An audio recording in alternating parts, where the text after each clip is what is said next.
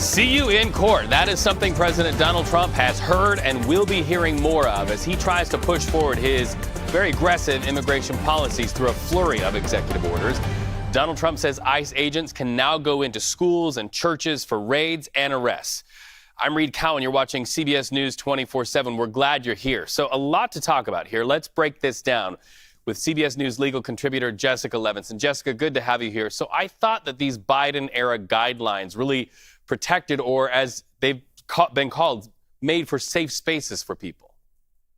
I think that the words you used, Biden-era protections, is key, because what we know is that anytime we hear something like a Biden policy, a Biden executive order, rules promulgated under executive agencies in the Biden administration, chances are pretty high that those can be quickly reversed. And what we're seeing now is exactly what you said, which is these are big, bold changes, my words, and we see President Trump overturning, erasing, changing much of the protections that were given to undocumented workers in our country.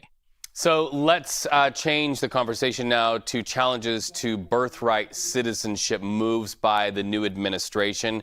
A flurry of lawsuits, many lawsuits. In fact, not only states, but even the city of San Francisco joining in on this. Tell us what the status of that is and how quickly these could start maybe putting a foot in the door. Very, very quickly. So we're talking about birthright citizenship. As you know, we're talking about the 14th Amendment that was put in our Constitution. This is not legislation. It was put in our Constitution after the Civil War. It was a response to slavery. It said to people who were previously slaves and to Black Americans, you are full citizens under the law, period, full stop. Of course, I'm paraphrasing here. So that's the history behind the 14th Amendment and birthright citizenship. I will say here that you cannot executive order your way out of the Constitution. You cannot executive order your way out of even legislation. So there will be, as there is, swift response in the courts. Is there some question about what the 14th Amendment actually means? I will say since the late 1800s, the Supreme Court has said there is no question about what that language means. So I think this executive order faces significant legal problems. Well, and that leads me to my next question. Is this really about testing the mettle of the U.S. Congress and ultimately our court system leading all the way up to the Supreme Court?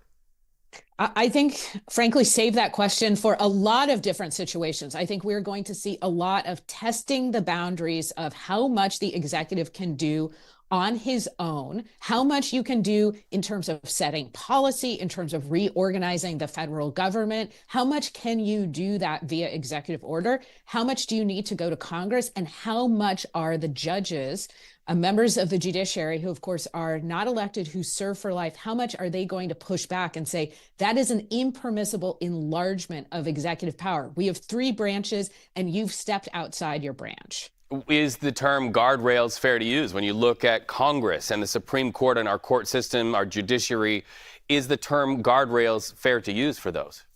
Yeah, absolutely. That is the question here. And we know, talking about three branches, that the whole purpose behind the organization of our government, in part, was we don't trust anybody with too much power. As you know, a lot of countries just have two branches, legislative and executive, are collapsed. Right.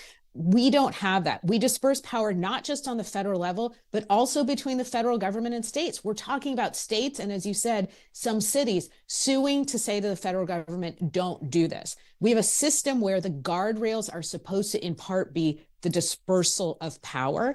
We are about to see how much those guardrails act as a hurdle or prevent an executive from trying to implement some of these changes. First term paper I ever wrote in Poli-Sci 101 as a freshman in college talked about the division of powers.